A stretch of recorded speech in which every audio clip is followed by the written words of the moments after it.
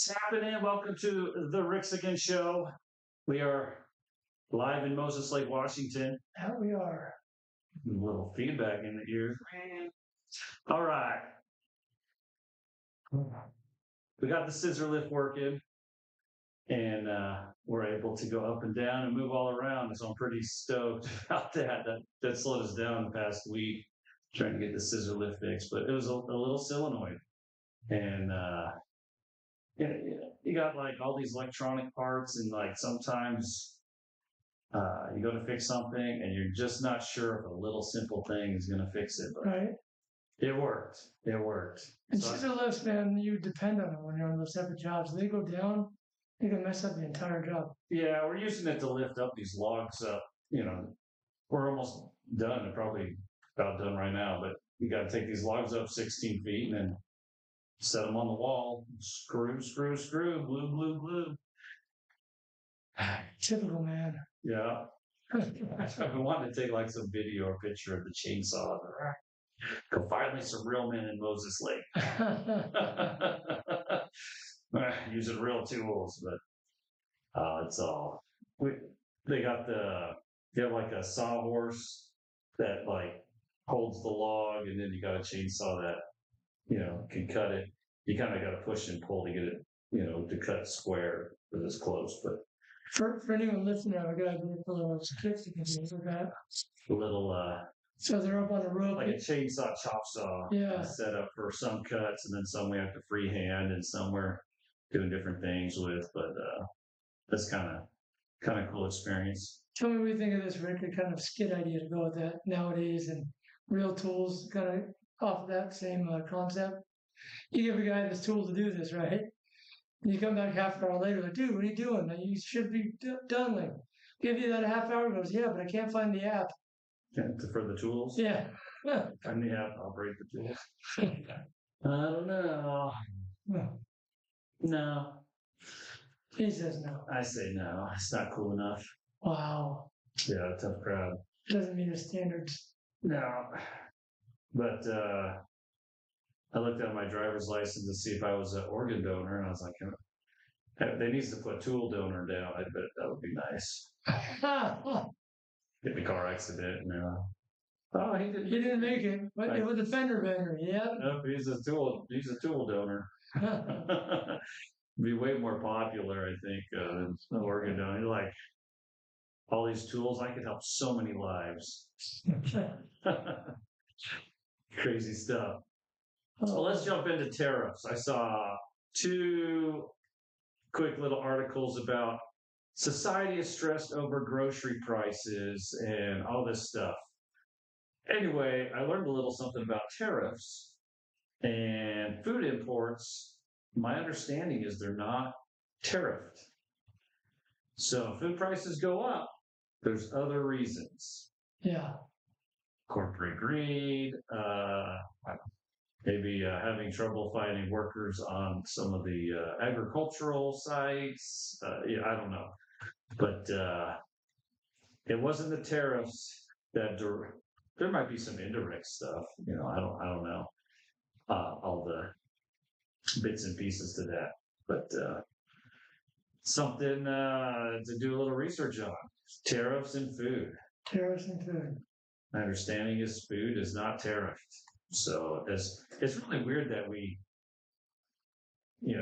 ship beef overseas, import meal. Why? I don't get it. But anyway, I guess I do, but I don't.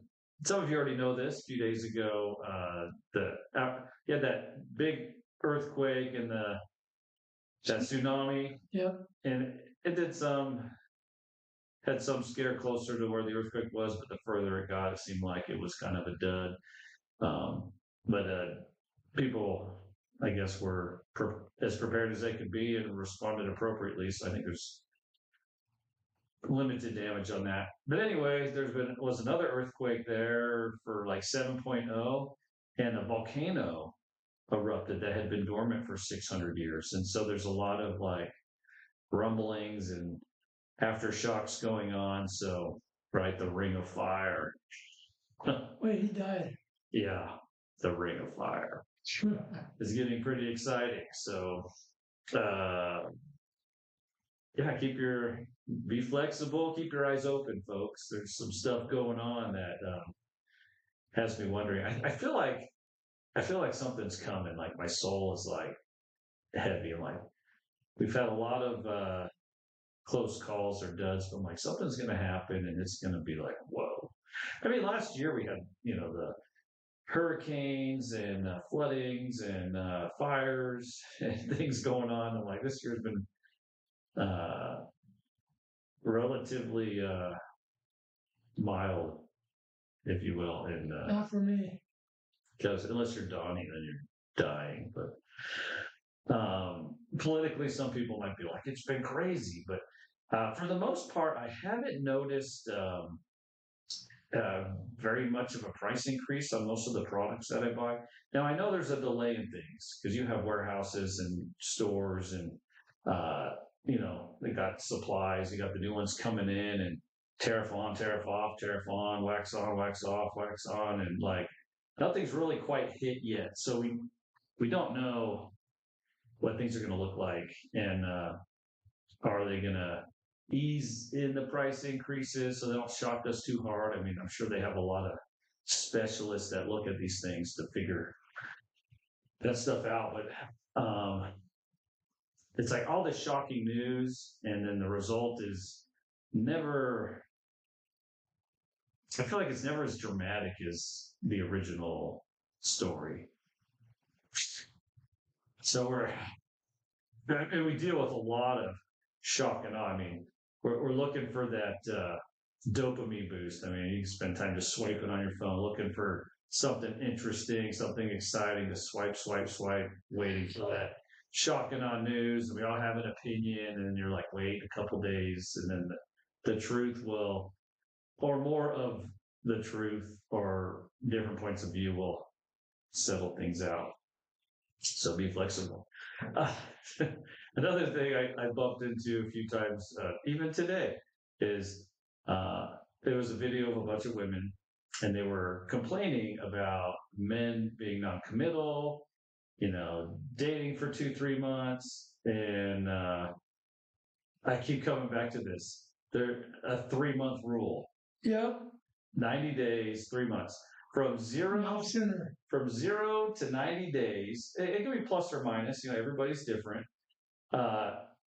You go through this euphoric stage, and everything's bliss and wonderful, and people are reproducing like rabbits during this time period. And then that phase kind of ends, and then people are like deuces, or they begin to see the red flags. And they're like deuces.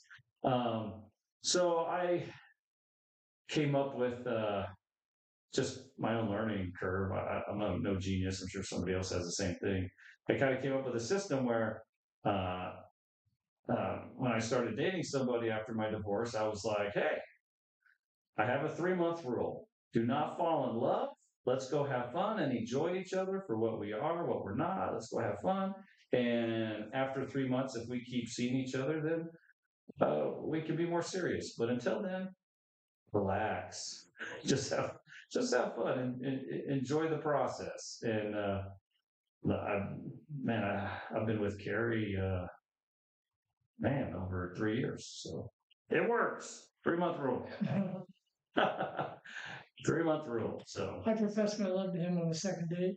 Yeah, and I broke up with you before the first. Yeah, figure that out. Yeah, so 3-month rule, folks. Do not. You just got to let biology and all that stuff take its course. So yeah, because we get clobbered at first because it's not what you were used to. You just came out of a bad relationship. You were fighting all the time, and then all of a sudden you meet someone new. Of course, it's not going to fight in the beginning because you guys are both tired of that. It's young love. You got to get past that, and then sometimes you're blind to the red flags, and you need time to see their red flags. Yeah. Anyway, it was just kind of interesting to me. I'm like, man, they're breaking the 3-month rule. I've been doing the 3-month rule for a long time, which is why I haven't had a girlfriend in over 10 years. Mm. Yeah, because I see those flags like run.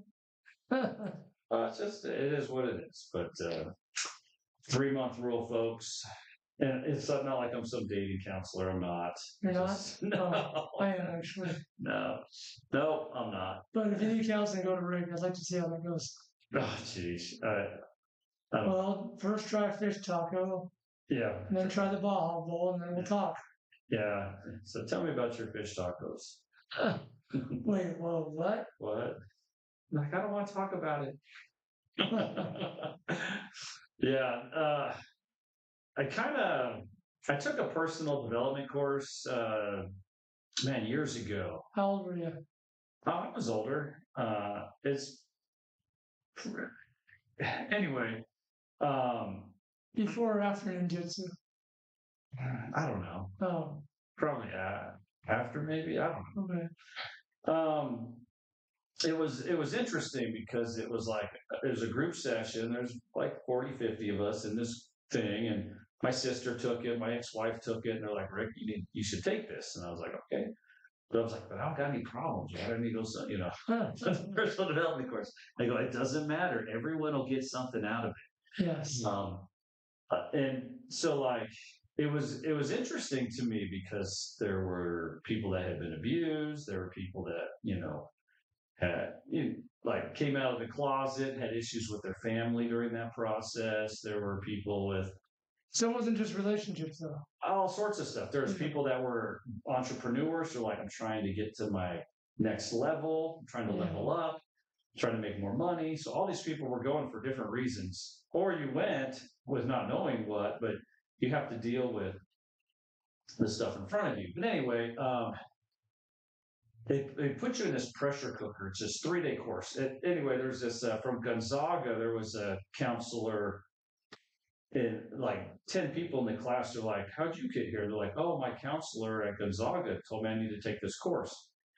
Anyway, I guess this counselor was like, I've been counseling people for 30 years, and this 3-day course does more for people than all the counseling I could give them. So I just send them here now. I was like, okay.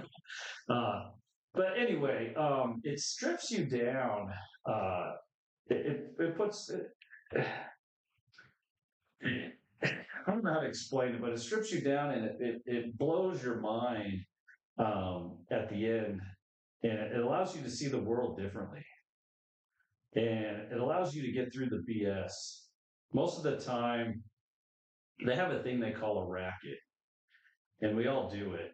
We all all TV sitcoms are based off rackets. Like, it's the little story we have, and then we could go run to our friends and be like, can you believe he looked at me this way? And then he said this, and she said that. Blah, blah, blah. As you go to your friends and you explain your thing and they side with you, it edifies this belief. It's a false belief. And it's really good at breaking down what people say versus what they do. And it breaks all that down. But as humans, we have blinders on. We go through life like this. Careful not to hit the mic. Yeah. Obviously, that's not my career. Oh, he's rapping, beatboxing. Beatboxing, yeah. But we have these blinders on, and we have false beliefs that we believe are so real. Anyway, if you talk to your friend or your parents, they can usually be like, you should do this with your life. And you can be like, yeah, I know, but you have these blinders on and you can't quite, you don't see it, you don't get it. So you don't have enough, because these blinders are on, you're not able to see yourself in a way that will cause you to change your life. These blinders stop you. They could all be like, quit doing this, or you need to do this, invest your money this way. But anyone from the outside that knows you, they're like, yeah, that's John Doe, he should be doing this, or that's Rick, he should be doing this, he should be doing that. He's an idiot for thinking this. Like, all your outside friends know it, and they can tell you it. You go, yeah, I know, but you don't know because you've got these blinders on. Right. And so this course, just beats you, where it kind of starts opening these blinders up, and then you see yourself in a new way, and you're like, wow. You become more self-aware. I guess is a good way of putting it. But anyway, the people that were abused, I know a couple of them, and they were like, I was abused, it happened, but they were able to make like a new meaning out of it. They're like, I no longer have the pain and I can move forward. And I was like, wow, that's fascinating. Um, the people that came out of the closet and they're like, gay, and their parents were like, I never want to see you again, or don't, there's people out there that have that experience. And in the course, the guy was like, well, one of the principles was you have to have a relationship with your parents. And they'd be like, you don't understand. They don't want to see me anymore. Or, my dad's a horrible, horrible person. They go, I get that, but you still need some type of positive relationship with them. And so they would be like, you got to call your parents. And they go, I haven't talked to my parents in 10 years. So at the lunch break, they have to call their parents. That's their homework assignment. And then they come back and he's like, how'd it go? And they're like, they want to see me for dinner. And I go, oh, I thought they said they never wanted to see you again. So people say a lot of things they don't mean, because 90% of what we do is just reacting. We just react. Me lecturing you right now is just a reaction based off something that happened in my childhood, so I respond by lecturing or whatever. So anyway, thanks for putting up with that. You were lecturing just now? Yeah, that's all. You suck at lecturing then. I do. I was enjoying the story. You're enjoying the story, but it was interesting because I had a guy lecture me once. I worked for it was a restaurant, and he was just going on and on about the desserts menu and how I was reading it, and I just looked at him. I said, "Dude, when was the last time you got an oil change?" Because at Brothers Automotive, you can get an oil change or an engine swap. No job too big, no job too small. 761-9744 in Moses Lake, serving all of Grant County and surrounding area. They get customers from Morden, from Tri-Cities. They do everything and they save you a ton of money doing it. And I don't know how many times I've talked to customers and said, hey, other mechanic told me all this other stuff was wrong, and I went to Brothers Automotive and found out it wasn't. Saved them thousands of dollars just there. They just needed brake pads. So you're looking for a good, honest mechanic at an affordable price. I got to tell you today, Brothers Automotive is the place to go. 761-9744. 761-9744. And then I looked at my boss after he told me that. I said, that makes sense. I'm going to Brothers Automotive. I knew that commercial was coming. I was like, I'm ready to stop. It's coming. Anyway, so sometimes, when people start talking about things, you can read through the BS and just see all that happened was this, and you made it mean this, and this, and now you have all these emotions about it. It's true. And it's pretty good. You know how we always say in society, get over it. And it's not that easy. My stepdad wrote a book, Get Over It, Get On With It. Yeah, well, how did that work for him? Good. But life's a little different than that. Well, if you can't get over it, you're stuck in the past. So it's not really a concept, really. It's very relative to all of us. Yeah. But anyway, some people talk to me, but sometimes I feel like it's too deep for most people. So I'm like, I'm just lecturing again. They're not going to listen. They're not ready, or they're in a place where they don't know how to use it. They're only on drink one. I'll come back 2 drinks and then they'll be ready. So something that I came across a couple of days ago is called alkaline hydrolysis. Uh-oh. This is crazy. This is Soylent Green. We are making Soylent Green now. So you know what cremation is, right? People die. You can go get cremated, and then they give you the ashes. Well, they have a process. It's been around for several years. They call it alkaline hydrolysis. So what they do is they take the deceased corpse and they stick it in a pressure cooker and add some salt and whatever chemicals into it. They close it up and they pressure cook the body for a couple hours.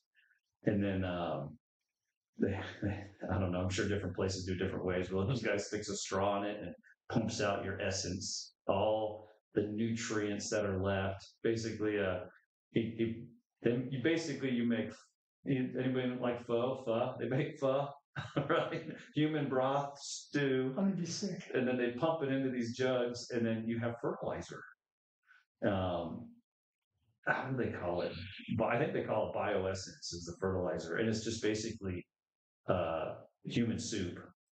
You know what else All uses that's pressure cookers? Colonel Sanders. goodness. Roasted chicken. That's why it's so soft, right? I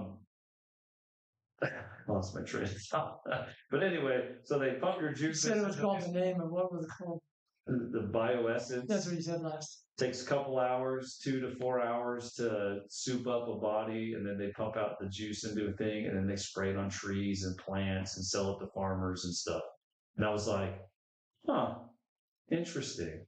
I'm like, well, they did raise the temperature up pretty high so they can, you know, kill any bacteria, viruses, whatever, hepatogonosyphilades that could have been on the body. Interesting. So if you burn the body, it just goes to ash. You're using energy to, it's just wasted. And then you give the people the ashes. But if you stew the body, right, alkaline hydrolysis, now you have fertilizer. And I was like, soil and grain, we have it. We're doing it. So there is a facility in Seattle that's doing it. It's in 23 states. And I was like, I'm in the wrong business. I need to start making human fertilizer. And I don't know if, in a religious standpoint, is there any problems with this? You know, some people be like, oh, I need to be buried. Well, for the dust of the earth, if you bury the body in a coffin, you know, you're not really giving back to the fertilizing anything. But if you, you know, cook the body until it's just a juice, you juice the body, and you have fertilizer, you're reusing it. So it's like, but you don't want to hear about it. So they call it bioessence. Bioessence. Yeah. You want to, who's a famous, get Bioessence by Michael Jordan today and smell wonderful. Sounds like a cologne. It could be. It probably smells, yummy. But yeah, in this video, this guy, they pour it in this guy's hand. He goes, wow, it feels, you know, kind of oily, whatever. And he goes, yeah, it's lighter than water. And they're talking about it. I guess they did taste it. Like, tastes like chicken. Oh man. But yeah, so they're pressure cooking people and making fertilizer out of us. I was like, long story short, Rick's looking for investors. I'm looking for investors. Alkaline hydrolysis. We're going to pressure cook people after you're an organ donor. Not to be confused with the tool. If you watched the last show, we talked about organ donors, how some people might not quite be deceased yet, or you know, the true definition of brain dead. They're like, well, you got to put, like, why do I got to put them under if they're brain dead? And they're like, oh, just do it. Because they still squirm, you know. It hurts, yeah, as they're taking out their organ. Anyway. So yeah, brain dead and pain. Wow, now he's got no pulse. Well, you took his heart out. Yeah. What do you mean it hurts? Yeah. So, anyway, I'm still processing it. Maybe you're processing it now too. Alkaline hydrolysis, pressure cooking deceased people into fertilizer. We are making soil and grain, but we're putting it on food now. Is that a problem, or is it totally fine? I mean, if you're, I'm sick to my stomach just talking about it. yeah. Anyone eating lunch right now? Yes, you put it in the farm fields, and then the cows eat the grass, and you eat the cows. You know, it's like, I mean, for some people, you're like, oh, that's just the circle of life, no big deal. But for other people, they're like, you know, so I want to be alkaline hydrolysis, put my juice in the garden, and then my family will eat it, and it's my way of giving back to my family. Is that like indirect cannibalism? Like, they can have a piece of me always. Rick's waiting for court documents for his new last name, Donner. Yeah, the Donner Party. Yeah, and it's not a lot. You know, we do look down upon those things. You know, these pioneers and people that got stuck out in the cold and they're freezing to death and no food, and they kind of, people were dying and people were getting eaten, like the stuff we don't like to talk about. I mean, I don't know. I don't know. Is society ready for human fertilizer? Real human fertilizer. But anyway, they take the bones and whatever and all your whatever hip replacement stuff, whatever, separate it out. And they chop up the bones and here's your ashes. So you still get ashes, you still get stuff. It's just kind of weird. Anyway, obviously I'm still processing it, but I don't know. I think some of them, they take the juices and they put it into Turkeys. no Oh. the sewage system where they process the water. So they take your human juice and minerals and whatever, and they put it into the sewage thing, and it's processed again, and then they can make fertilizers from that and make your drinking water from that. So like, and I go, what about preservatives?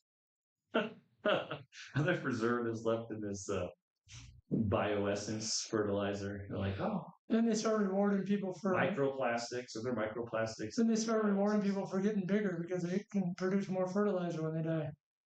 Maybe. I mean, I don't know. So, oh, this is a fat one. Saying Probably offended somebody just now. Like, how dare he talk about my body type? Round is a shape, folks. All right, let's move on. So, I put in for a raffle to win a sailboat. So I'm totally going to win because I always win, right? I got to put positive vibes out there. Got to transfer to the reality of where I would win. I'm like, I'm on it. I'm totally going to win the sailboat.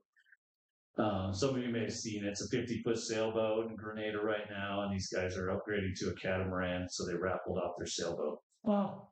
Anyway, so the thought is, could you raffle off a house? Why can't you raffle off a house? Everybody throw in $100 ticket, you win a house, affordable housing at its finest. Well, you have to be like a nonprofit or charity that's been operating for at least a year before you can do a raffle like that. And then I thought, what would that do to the real estate market? What would that do to some of our systems that are in place if we could just raffle off houses? And everyone's like, oh, for $100, $400. Your odds are better than the lottery. Like, way better. And, you could win a house here and a house there. Like, life is good. Affordable housing. Giving some people an opportunity to be like, I can't afford a house, I'm in an apartment, whatever. Roll the dice. What's $100, $200? They win a house. Be something pretty cool. But I don't think they want you to take a $500,000 house and make $1 million on it. Yeah, tough one. Calculating. I don't think the capital gains tax will be hard to calculate. The realtors and all them that are selling houses go, we don't need people raffling off houses. How are we supposed to sell a house when they don't a guy could sell it for double? Yeah. Everybody wins. Yeah, it would shake the real estate market for sure if they could change that law, but it would create potential affordable housing for some people. A lot cheaper than your down payment. I paid $242 for that house in 2025. Yeah. One raffle ticket. There were no safety devices either. Yeah. So raffling off a house. Got to be a nonprofit. But anyway, I thought, have a raffle license. Could that be a possible thing? And I was like, well, is it worth creating a company that just buys and raffles off houses to make affordable housing for people? And then if it went over, those are proceeds to operate your nonprofit. There's your salary. Jason Adams said, hey guys, how appetizing. I'd rather make me a diamond when I die. Also check out Marathon Fusion. turning mercury into gold with nuclear alchemy sometime. I think they go. Doesn't mercury destroy gold? If you mix mercury and gold together, it ruins it. Yeah, but he's saying it turns mercury into gold. Reversing that process. Using nuclear alchemy. Yeah. So even with the alkaline hydrolysis, when they chop up your bones, I guess they could turn you into a diamond still. So either method, you could become a diamond. Hear that, Jason? Because they still have your bones. All that's left is your bones. So I'm assuming, yeah. I just want that. Seeing all those hip replacements and the bolts in the spine, all the stuff that's been removed, I was like, those are pretty cool looking. You can make some crazy art out of that. So those people the people that steal the copper and stuff, they're at the graveyard taking pins and metal plates out of bodies. Stainless steel stuff. I don't know. And there's some weird looking stuff. They're like, oh, that holds this open, or that's for your gallbladder, and like all these mesh things that look like you'd wrap a hernia with. I don't know. Jason from Objectives Matters, he said, cool, okay, a diamond and fertilizer is fine. Yeah. I don't know. I was like, could that be the next naked juice? You know, you're like out there and be like, oh my gosh, where are we going with Bioessence, new smoothie with all essential minerals and Bioessence from Uncle George. New strawberry flavor. Smell like Uncle George. New strawberry flavor. Yeah, it's just I guess because it's new to me. I mean, it's been around for several years, but it's new to me. It's still kind of like, wow, that's crazy. Who would have thought? But I've been hearing these things like, you know, the conspiracy that we're eating people, like, you know, Putin's like, they're eating people in the United States, they're feeding each other. And I was like, how are they doing that? And then I came across this. I go, well, that's one way. Recycling the people. Like I told you last night on that phone call, watch Snowpiercer. It'll make a lot of sense. Yeah. Snowpiercer. I think Liam Neeson's in it. You're probably not going to watch it, are you? But you're responsible. I don't feel like you're going to try and watch it. I can't even pronounce it. Snowpiercer. Snowpiercer. Okay. More conspiracies I need in my head. No, it's a really good movie. So speaking of conspiracies, there's Wait, one more thing. Marathon fusions are basically saying that water from nuclear fusion can turn mercury into gold from activist matter. Waste from nuclear fusion. Yeah. I have an acquaintance friend that has a gold mine in California, and he does crystallized gold. And so he dissolves the crystal, the quartz, and so the gold keeps that like geometric shape in it. It's pretty cool. And he sells them to like museums and stuff because it's like the rarest form of gold or something, from what I understand, crystallized gold. So he's a pretty cool guy. Oh yeah, more conspiracies, right? So there's an alien ship headed towards Earth, traveling. They keep saying how fast, and I have a hard time with this one, folks, because I'm like, why are they traveling so? Even though it's like they're traveling at 160,000 miles an hour, I'm like, why are they traveling so slow? These are aliens. If it is aliens, I don't know. So I kind of think this is a narrative deal. They're like, the mothership is coming. You know, I'm like, they don't give you a timeline either. It'll be here January 1st. You're like, I don't know. They don't give you a timeline. Like they say, this thing's coming at us fast in an aggressive fashion. Like, I don't know. Traveling straight and fast is aggressive. It's a dragster coming its way. But anyway, so we have a family friend. He passed away, 8 years ago. I don't know. His name was Al Green, and he was Air Force intelligence. Did he sing a lot? And his job was to interview every person that had been abducted by aliens. I remember the story. Yeah. So, and he wrote a book. And it's in the Congressional Library, but was not allowed to be printed and sold in the United States. Anyway, right? And he mysteriously died on a cliff in Arizona. But anyway, drowned in the desert by aliens. while skiing In the summer. No, he did a lot of mountain biking and stuff. And older guy, but he was always very active. Yeah. Anyway, he knew a lot about UFOs, UAPs, aliens, and stuff. And so he was very fascinating to talk to and very unbiased as you could about aliens. I mean, he's like, I don't know if the government's just tricking us, if they're teleporting in from another dimension, or if they're coming from the stars, or any combination of the three. Like, he didn't seem he was agnostic about it. And anyway, as we discussed different artifacts and different methods of travel, it seems to me, from my biased opinion, by being influenced by Al Green, was that their method of travel is very slow, primitive for aliens to be traveling like that. That's like sending a satellite, out to go see the stars. They're like, send it out, take pictures along the way, but it's a mothership. I'm like, my belief is they're already here. You're dealing with fifth dimensional beings and technologies where our third dimensional frame has a hard time recognizing, seeing,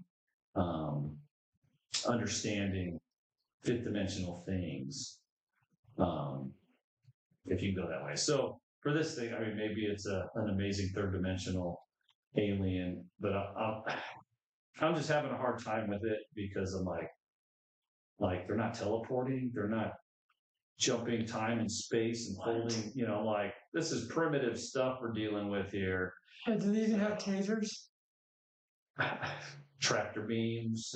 Oh, like tell me this. Have the force. The Vulcan mind meld at least.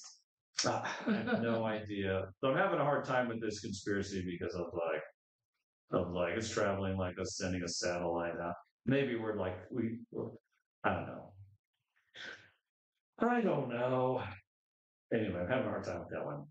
So if you remember, I think I gave a list of events that would be happening, and one of them was Canada becoming my predictions. Yeah. Canada becoming part of the United States, and it's been kind of dormant for a while, but there's a CIA consult advisor, Navy SEAL Adam Newbold, and he was like, "Hey, I'm getting some info under the wire. A lot of things are happening behind the scenes." Yeah.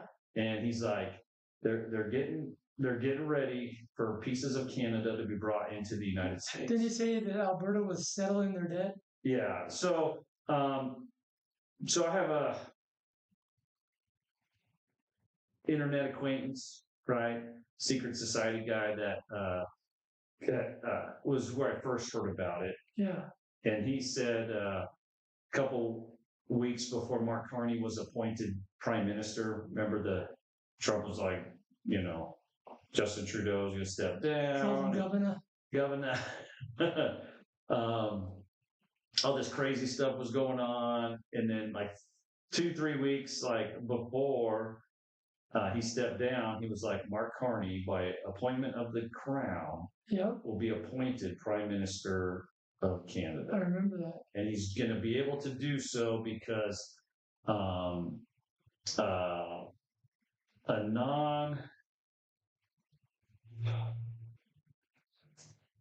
non-citizen, a non-resident could be appointed. He read out the law in 1980 something that a non-resident could be appointed in this circumstance to manage a trust during probate or liquidation of assets. So he read that thing. He says, this is what's going to happen to Canada.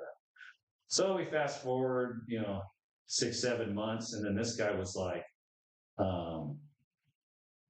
Alberta. He's like, Alberta is like settling its debts, and it will be the first one to be brought into the United States. And he says, then the rest will follow, and then Greenland will as well. That makes sense too when you look at the numbers.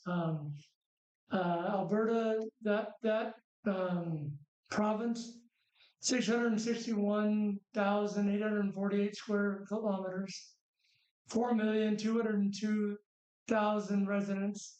So it's not too big to start out as a state. It fits. And I It's a don't start. and I don't know what it's going to look like. Will it be a territory? Will it be a state? Will it be? I don't know. Alberta is slightly smaller than Texas. So, I mean, it fits as a state. Yeah. But before we look at the whole country of Canada, it's like, wait, that spans the whole US. That's weird. So I could Big country, but I could see how now starting out with like Alberta and then Toronto or Vancouver, a step at a time, baby step. That makes a lot more sense. well, we'll see. I mean, I was told this, and then people be like, "Rick, you're crazy." And then anyway, it's interesting to hear it pop up again. And like, oh, they're one step closer. A lot of things are happening behind the scenes. Greenland. Now, the narrative you will hear, and this is what I'm told, is natural resources. They've got gold and mineral rights, and this and that. This is why we want Canada to pillage the land, right? That's the narrative. Where does it sit geographically? Alberta. Well, look it up. I'm not able to pull it up during the show right now, but Sorry, I'm looking. yeah. But anyway, I was like, interesting. So let's just watch and see what happens behind the scenes and watch the actors act. The world is a stage. Remember, Alberta is a corporation. The United States is a corporation. So the narrative is sovereign nation. Things are sovereign, things are this or that. But I think the world we live in is things are corporations, and corporations can do things that governments can't. So something to consider. Alberta is a province in Western Canada known for its diverse landscapes, including Canadian Rockies, prairies, badlands. It's one of the three prairie provinces alongside of the Manitoba and Saskatchewan. Alberta is also a major energy producer, particularly of oil and natural gas. Definitely fits the narrative as well too. Yeah. So yeah, in the world will pitch the narrative to us that it's over natural resources. That is not the real reason, the number one reason that it's happening. 10 regions. So yeah, this guy talked about the 10 regions. They want to consolidate the world into 10 regions. I was told of they call the seven kings, which is more biblical related. The seven horns, the seven kings. They still control the 10 kingdoms, 10 regions. We'll just have to wait and see how it plays out. But it's kind of interesting to observe that. So what I was told is all major shipping is going to happen through the Arctic, and the Panama Canal will be like, why go through that? It's 3 weeks faster to ship through the Arctic. So I was told the Arctic is going to be the new trade route of the world. And then and I was told to look at the UN map. And he's like, the dead center, is Russia, Canada. And they say, whoever controls that trade route controls the world, in the new world that's coming, whatever that means. So just like Swift controls the transaction, they don't care how much money you make, whatever. They're like, we don't care because we make more than you. We want our 3% every transaction. So whoever controls this trade route will be the Amazon of the world. And then from North and South America, that hub, everything can be shipped out to the rest of the world. It centralizes it. Now there's a few like problems with that. Well, you're like, well, in the winter it's all iced up. How do you get through? Like, oh, icebreakers, this and that. But I was told, he's like, it's going to warm up. The world is changing. It's going to warm up, and that'll be open by 2030. And I was like, okay, so we got 5 years, 4.5 years. They're like, look at the North Pole moving, look at the weather, things changing. Now, I'm not a genius to be like, is it man-made? Is it weather manipulation? I don't know. That's above my pay grade. I'm not saying those things don't happen. I'm not saying they do. I just don't know. I just hear what I hear. So it's like, it's crazy. I know it's crazy to to hear this stuff. All I do is I take it and I stick it on the shelf so that I'm not shocked and in the fetal position when it happens. Like, oh, I had no idea. I'm like, it's interesting. Shelf. I have to live my life. I got to go to work, swing a hammer. I got to do all this stuff. Plant your cherry trees. You got to keep going. Uh, so I try not to let it slow me down. I go, that's interesting. Shelf. So I just keep it as a possibility. But as these things transpire, it's like, uh, if it does happen, I'll helps me believe the narrative that things are controlled and things happen for a reason. Helps me believe that type of narrative that nothing happens without coincidence. Because I'm like, but it takes a lot of planning to execute something like that. You think that just happens overnight? You're like, oh my gosh, Canada's the U.S. Like, you think it's just going to happen? So there's a lot of stuff that has to happen behind the scenes. And Yeah, like when T-Mobile bought Sprint, it wasn't an overnight thing. It took almost a decade. whatever. I just have to be like, okay, that happened. I was like, there was a lot going on that we don't understand. And being a sovereign nation, I don't think we're as sovereign as we think we are. If something like that can happen, Yeah, we've given away most of our sovereignty yeah, for a false sense of security. something. So anyway, we'll just have to wait and see. It could just be a conspiracy, but it's popped up again recently, and I was like, interesting. Here's a perspective from somebody that it's in the little CIA circles, whatever that means. And that stuff doesn't mean much to me. I just find it interesting because of just it keep popped your up ears again. open. Yeah. Because just because I served in the military does not mean I was looking at data. And I know things. Just FYI, folks.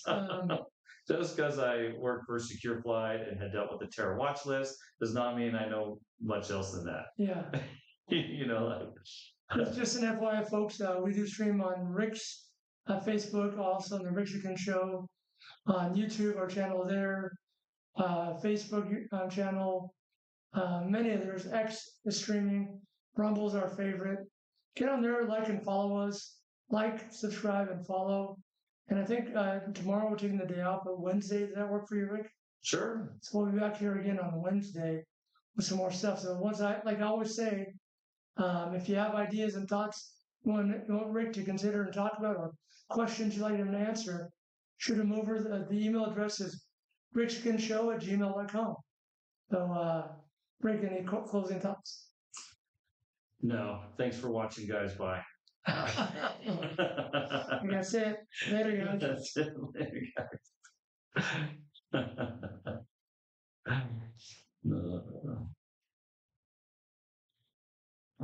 We'll see you later, guys.